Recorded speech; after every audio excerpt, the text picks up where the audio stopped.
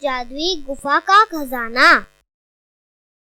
बहुत समय पहले की बात है। किसी गांव में रामू नाम का एक व्यक्ति अपनी पत्नी और बच्ची के साथ रहता था। वह बहुत निर्धन था। अपनी गुजर बसर के लिए वह गांव वालों की भेड़ बकरियां व गायें वगैरह चराने को जंगल में ले जाया करता था और इसी से उसका घर का खर्चा चलता था। रामू रोज गांव वालों की भेड़ बकरियों को चराने के लिए जाता और वापस लाता और इसी तरह से उसका समय बीत रहा था। पापा, माँ ने आज मुझे दोपहर में भी कुछ भी खाने को नहीं दिया।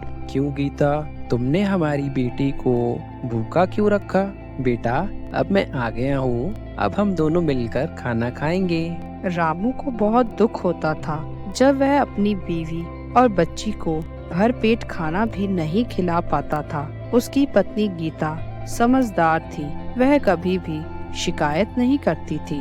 अगले दिन रामू फिर से सब भेड़ बकरियों को चरवाने ले जाता है और जंगल में जानवरों को चरता छोड़ सो जाता है। थोड़ी ही देर में उसे कुछ आवाज सुनाई देती है।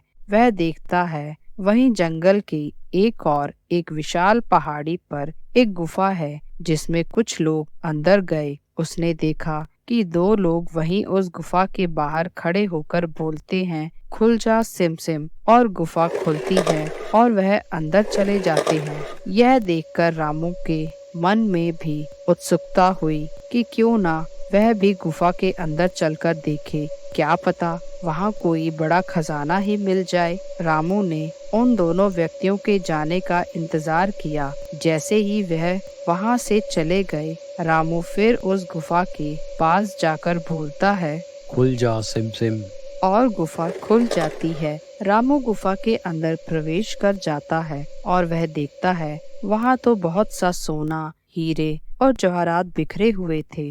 वह यह सब देखकर खुश हो जाता है और जल्दी से उनको उठाने के लिए आगे बढ़ता है। तभी उसके सामने एक अजीब सी परछाई आ जाती है।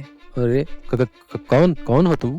मैं भूत हूँ। तुम्हारी हिम्मत कैसे हुई मेरी गुफा में अंदर आने की? और जब तुम अंदर आ ही गए हो तो अब तुम मेरा भोजन बनने के लिए तैयार हो जाओ। नहीं नहीं भूत जी, भला मुझ गरीब इंसान को खाकर आपको क्या मिलेगा? मुझे जाने दो, घर पर मेरे बीवी बच्चे भूखे मेरा इंतजार कर रहे हैं, मुझे जाने दीजिए, आपकी बहुत कृपा होगी। मूर्ख इंसान, तू मरने के लिए तैयार हो जा। ठहरिए भूत जी, मैं आपको अपना खाना देता हूँ। अगर आपको भूख लगी है तो मेरा खाना खा लो, मैं आपको कुछ नहीं कहूँगा। तेरी इतनी हिम्मत कि तू मुझे कुछ कहे? तू तो मेरा कुछ भी नहीं बिगाड़ सकता। माफ कर दीजिए भूत जी, आप मेरा स्वादिष्ट खाना खाकर तो देखो, अगर आपको पसंद आए तो मैं आपसे वादा करता हूँ आपको रोज ऐसे ही खाना ला कर दूंगा। और रामू ने अपना खाना भूत को खाने के लिए दे दिया। वाह, तू तो सही कह रहा है, खाना तो तेरा बड़ा स्वादिष्ट है, पर मैं तेरा विश्वास कैसे करूँ कि तू मेरे लिए रोज खाना लेकर आएगा? आप मेरा विश्वास कीजिए, आप मेरे घर का पता लिख लो, अगर मैं ना आऊँ तो मेरे घर आकर मुझे और मेरे परिवार को भी खा लेना।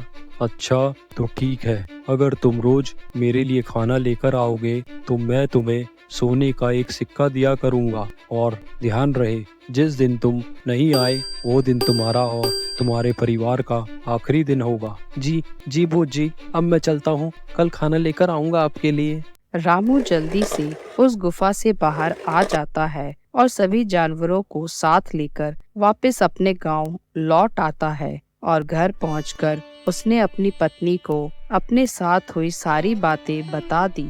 हे भगवान, यह तुमने क्या नई मुसीबत पाल ली। हमारे पास तो अपने खाने के लिए ही बहुत थोड़ा है। अब उस भूत को भी रोज खाना देना पड़ेगा, नहीं तो वो आकर में ही खा जाएगा। मेरी ही गलती है, मुझे उस गुफा में जाना ही नहीं चाहिए था। अरे गीता, एक बात तो मैं बताना ही भूल गया। उस भूत ने कहा है अगर मैं रोज उसके लिए खाना लाऊंगा तो वह हर बार एक सोने का सिक्का देगा मुझे। अगर ऐसा हुआ तो हमारी गरीबी भी दूर हो जाएगी। यह सब सुनकर गीता पल भर के लिए खुश हो जाती है, पर वह यह भी जानती थी कि भूत का क्या भरोसा। अगले दिन रामू खाना लेकर फिर से सब पशुओं को साथ लेकर जंगल की ओर निकल पड़ता है। जंगल पहुंचकर वह फिर से उसी गुफा में जाता है और भूत को खाना देता है। आ गए तुम, मुझे उम्मीद नहीं थी कि तुम आओगे। जी जी भूत जी, भला मैं कैसे नहीं आता, आपको भूखा थोड़े ही रहने देता। ज्यादा मक्खन मत लगाओ मुझे, नहीं तो कच्चा चबा जाऊंगा तुझे। नहीं नहीं भूत जी, ऐसा कुछ नहीं है। भूत खुशी खुशी खाना खाता है और खाने के बदले में वह रामू को एक सोने का सिक्का देता है, जिसे पाकर रामू बहुत खुश होता है। वह जल्दी ही घर लौटकर गीता को वह सिक्का दिखाता है। गीता, यह देखो, सोने का सिक्का, यह भूत ने हमें खाने के बदले में दिया है। यह तो बिल्कुल असली लग रहा है। जाओ, इसे जाकर सुनार को बेच आओ। रामू घर से बाजार की ओर निकल पड़ता है और जल्द ही रामू बाजार में सुनार की दुकान पर पहुंच जाता है। क्यों रे रामू, ये सोने का सिक्का तेरे पास कहाँ से आया? लगता है तूने जरूर कोई चोरी की होगी। नहीं नहीं, ऐसा नहीं है, यह मुझे एक सज्जन ने खुश होकर दिया है। वह सिक्का बेचकर जो पैसे मिले थे उससे रामू ने बहुत सा घर का जरूरी सामान खरीदा और अगले दिन से वह फिर से भूत के लिए और भी बढ़िया खाना बनाकर ले जाने लगा। सुनिए, आज के बाद आप अपने पास यह गंगा जल जरूर रखिए। उस भूत का क्या भरोसा। कहते हैं गंगा जल से हर किसी को मुक्ति मिल जाती है। यदि कभी ऐसी मुसीबत आप पर आ जाए तो आप यह गंगा जल भूत पर डाल दीजिएगा। इसी तरह रोज रामू भूत के लिए खाना लेकर जाता और बदले में उसे वह एक सोने का सिक्का देता था और वही सिक्का रामू ले जाकर सुनार को बेच देता। इस तरह रोज एक सिक्का आने पर सुनार को रामू पर शक हो गया।